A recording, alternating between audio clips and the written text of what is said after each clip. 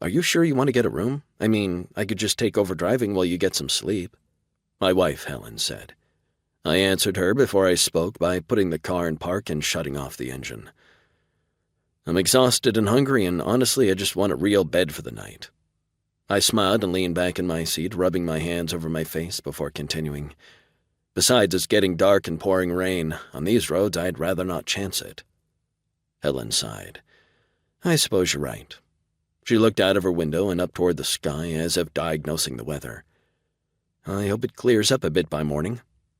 A quick flash of lightning filled the air and thunder rolled above our heads. "I think that's the weather god saying no."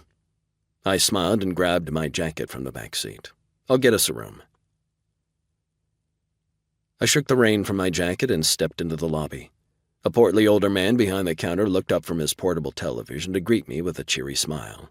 He groaned as he got to his feet and composed himself by straightening his flannel shirt and running his fingers through his thin silver hair before speaking. "Good evening, young fella." He dropped his hands to the counter and leaned forward toward me as I approached. "What can I do for you?" "Hey there, I'm going to need a room for two for the night." I smiled back and took in the decor. A fireplace burned in the other corner of the room, and everything still had that log cabin charm inside. I could smell brewing coffee, and that added to the warmth of the place. "Sign in here."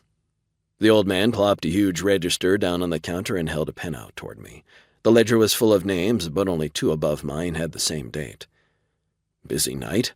I asked, half joking and hoping the jovial tone came across in my tired voice. "Couple others, a family with a couple of kids and them other fellas."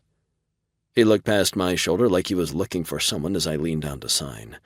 "Between you and me, I think them other two might be a little light in the loafers, if you catch my meaning," he whispered, and met my eyes with a slow nod. I chuckled, a bit caught off guard by his antiquated turn of phrase. He stood up straight, looked over my shoulder again, and then limply flicked his wrist down as if to further explain. His eyes flicked around the lobby as if he were going to be caught making his gesture, and a hint of worry crept up behind the otherwise cheery face. "Yeah." I handed him back the pen as I finished writing my name. "How's the coffee in your restaurant?" "Better than what we got here in the lobby, I tell you that much." He grabbed the register and put it back under the front desk. He reached behind him and moved his hand along a row of keys before plucking one off and handing it to me. "Room 1C. Enjoy your stay, Mr." He paused to lean down beneath the front desk and read my name off the register. "Mr. Gamble." "Call me Tom," I said, taking the key from him and putting it in my coat pocket. Mr. Gamble never really suited me.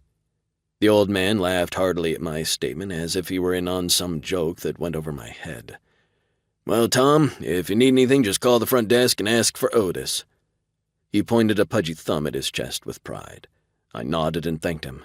As I headed back out into the rain, I looked back only once and saw him return to his seat and watching his little TV with a satisfied smile.